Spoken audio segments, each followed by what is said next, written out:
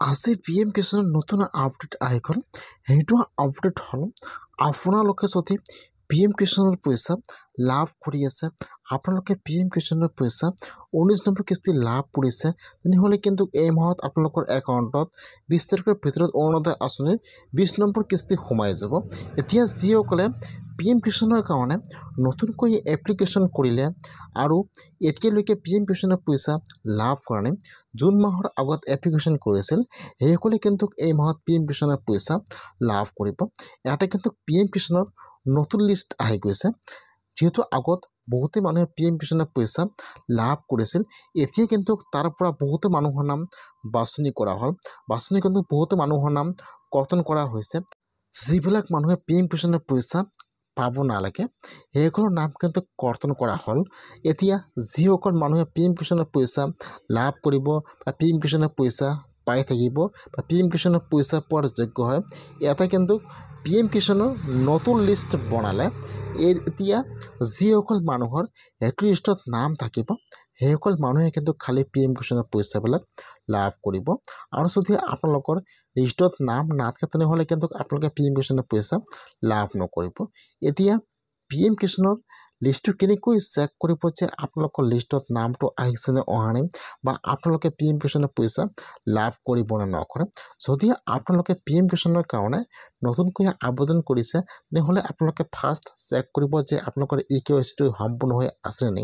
যদি আপোনালোকৰ EKYCটো সম্পূৰ্ণ হৈ আছে, তেনেহ'লে আপোনালোকে এই মাহৰ ভিতৰতে PM কিষাণৰ পইচা লাভ কৰিব। এতিয়া আপোনালোকে PM কিষাণৰ লিষ্টটো কেনেকৈ চেক কৰিব যে আপোনালোকৰ লিষ্টত নামটো আহিছে নে অহা নাই। এতিয়া আপোনালোকে ফাৰ্ষ্ট PM কিষাণৰ অফিচিয়েল ৱেবছাইটত আহি যাব। PM কিষাণ লিখি চাৰ্চ কৰিব, এইটো অফিচিয়েল ৱেবছাইট অপেন হৈ যাব এনেকুৱাকৈ। কেনেকৈ আপোনালোকে PM কিষাণৰ লিষ্টটো চেক কৰিব চাই লওক। অলপমান তলত আহি যাব, ইয়াত চাব দি আছে বেনিফিচিয়াৰী লিষ্ট। এতিয়া আপোনালোকে সেইটো অপশ্যনৰ ওপৰত ক্লিক কৰিব, বেনিফিচিয়াৰী লিষ্ট। এতিয়া কিন্তু আপোনাৰ ওচৰত এতিয়া আৰু এটা নিউ পেজ অপেন হৈ যাব এনেকুৱাকৈ। এতিয়া আপোনালোকে ইয়াত চাব, ইয়াত ফাৰ্ষ্ট দিয়া আছে ষ্টেট নাম। ফাৰ্ষ্ট আপোনালোকে ষ্টেটত ক্লিক কৰিব, ইয়াত আহি যাব আপোনাৰ ষ্টেট নাম। ফাৰ্ষ্ট আপোনালোকে ইয়াত আপোনাৰ ষ্টেট নাম আছাম ছিলেক্ট কৰি লৈ ল'ব। তাৰপিছত ইয়াত আপোনাৰ ডিষ্ট্ৰিক্টৰ নাম আহি যাব, ষ্টেটত ক্লিক কৰি ইয়াত আপোনাৰ ডিষ্ট্ৰিক্টৰ নামটো ছিলেক্ট কৰি লৈ ল'ব।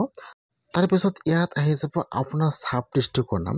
এতিয়া আপোনালোকে ইয়াত চাই ল'ব যে ইয়াত আপোনাৰ চাব ডিষ্ট্ৰিক্টৰ নাম কোনটো হয়। ইয়াত আপোনাৰ চাব ডিষ্ট্ৰিক্টৰ নামটো ছিলেক্ট কৰি লৈ ল'ব। তাৰপিছত ইয়াত আহি যাব আপোনাৰ ভিলেজৰ নাম, ছিলেক্টত ক্লিক কৰিব, ইয়াত আপোনাৰ ভিলেজৰ নাম দিয়া আছে।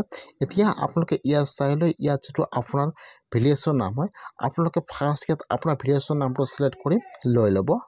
ভিলেজৰ নামটো ছিলেক্ট কৰি লৈ তাৰপিছত আপোনালোকে এতিয়া গেট ৰিপৰ্টৰ ওপৰত ক্লিক কৰিব। যেতিয়া আপোনালোকে গেট ৰিপৰ্টৰ ওপৰত ক্লিক কৰিব, এতিয়া কিন্তু আপোনাৰ ওচৰত আপোনাৰ গাঁৱৰ PM কিষাণৰ লিষ্টটো ইয়াত অপেন হৈ যাব এনেকুৱাকৈ। ফাৰ্ষ্ট ইয়াত আহি যাব আপোনাৰ চিৰিয়েল নম্বৰ, তাৰপিছত আহি যাব আপোনাৰ ফুল নেম, তাৰপিছত ইয়াত আপোনাৰ জেণ্ডাৰটো আহি যাব এনেকুৱাকৈ। এইটো কিন্তু নতুন লিষ্ট হয়। আগত কিন্তু PM কিষাণৰ পইচা সকলোৱে লাভ কৰিছিল, ইয়াত কিন্তু বহুতো মানুহৰ নাম দিয়া আছিল, কিন্তু PM কিষাণৰ লিষ্টৰ পৰা বহুতো মানুহৰ নাম কৰ্তন কৰা হ'ল বা বহুতো মানুহৰ নাম বাতিল কৰা হ'ল। বহুতে মানুহ কিন্তু এতিয়ালৈকে PM কিষাণৰ পইচা লাভ নকৰিব। এতিয়া যিসকল মানুহৰ সেইটো লিষ্টত নাম থাকিব, খালি কিন্তু সেইসকল লোকে এইবাৰ PM কিষাণৰ পইচা লাভ কৰিব। যদি আপোনালোকে PM কিষাণৰ পইচা লাভ কৰি আছিল, কিন্তু নাজানে যে আপোনালোকে এই মাহত PM কিষাণৰ পইচা লাভ কৰিবলৈ নকৰে, তেনেহ'লে কিন্তু আপোনালোকে আজিয়ে PM কিষাণৰ লিষ্টটো চেক কৰক যে আপোনালোকৰ লিষ্টত নামটো আহিছে নে অহা নাই। যদি আপোনাৰ নামটো লিষ্টত থাকে, তেনেহ'লে কিন্তু আপোনালোকে 20 তাৰিখত PM কিষাণৰ পইচা লাভ কৰিব। আৰু যদি আপোনালোকৰ নামটো লিষ্টত নাই, তেনেহ'লে কিন্তু আপোনাৰ নামটো কৰ্তন কৰা হৈছে, আপোনালোকে PM কিষাণৰ পইচা লাভ নকৰিব। সেইকাৰণে আপোনালোকে এনেকুৱাকৈ PM কিষাণৰ নতুন লিষ্টটো চেক কৰিব যে আপোনালোকৰ লিষ্টত নামটো আহিছে নে অহা নাই, পইচা লাভ কৰিব নে নকৰে চাই লওক এনেকৈ।